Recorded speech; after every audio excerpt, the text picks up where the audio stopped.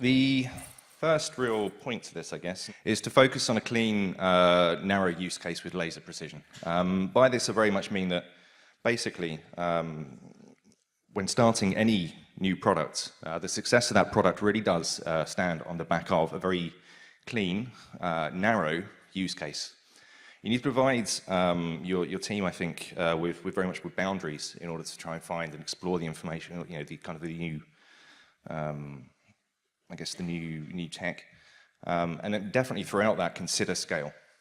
So one of the things with chatbots is we got very excited. We started to pick this up at Booking.com, and we got hugely excited about the potential of chatbots, the contextual relevance of chatbots, them being there with you wherever you are, when you are, and the ability for us to actually use them as a medium for really enhancing the guest experience.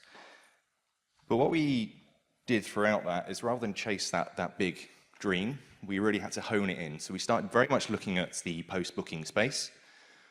This is after you've made your booking.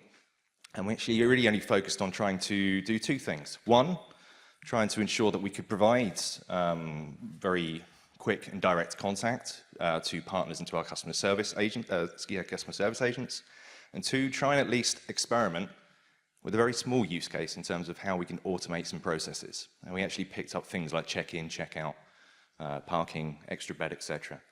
But we really tried to just get those few things right. One, experiment with automation. Two, just try and get answers from people. This actually allowed I guess it ensured that we actually ensured value from the get out. We actually could provide our guests with some value in the sense that they could get an answer at least.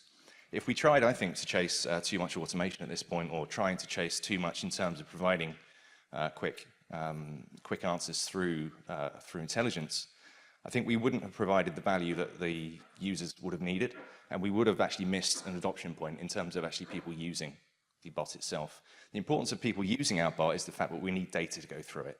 We trained a lot of our models in terms of NLP and our automation off of previous data that was not messaging specific, and therefore we had to ensure that the bot itself could provide a good enough service in order for people to use it, in order for us to get the right data to make it better now. And it's still standing after a year and a half, so I think that was very kind of a very core point for what we had to achieve. I think the next point as well is the fact we have to be very realistic, or we did at the time, about new technologies, but equally be experimental about that. We had to find what worked.